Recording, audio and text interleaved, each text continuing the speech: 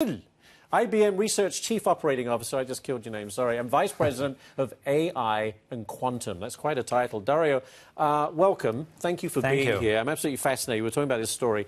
What can analysis of fingernails tell you when it comes to health?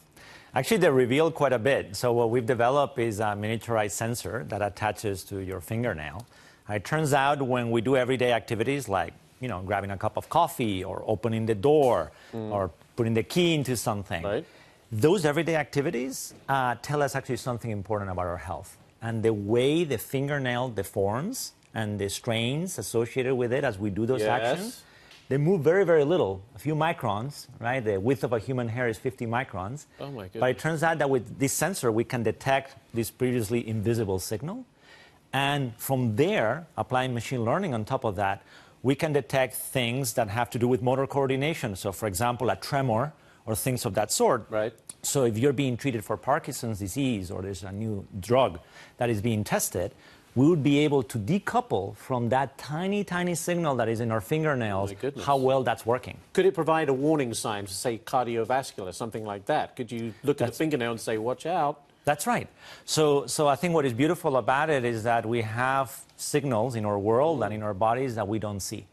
And through technology, we can discover those, and it can give us these early warning systems. So the combination of sensing what was invisible plus machine learning can tell us something about fundamental that is going on. And these little sensors sit on top of the nail or under the nail? No.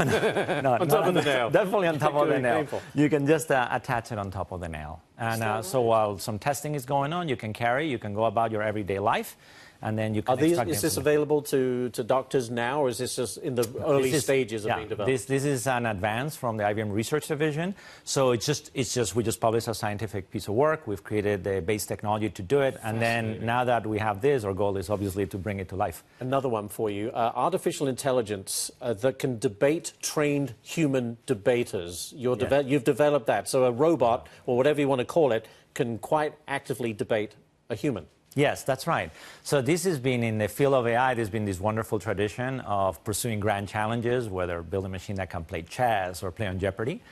And so we created a system for the last 6 years that can engage in a full life debate with a human being. And adapt, of course, to wherever the conversation goes. Yeah, so here's what it does, right? You give it a motion. Let's say you want to debate something, like, I don't know, we should ban the use of drones in cities. Like, let's just say that.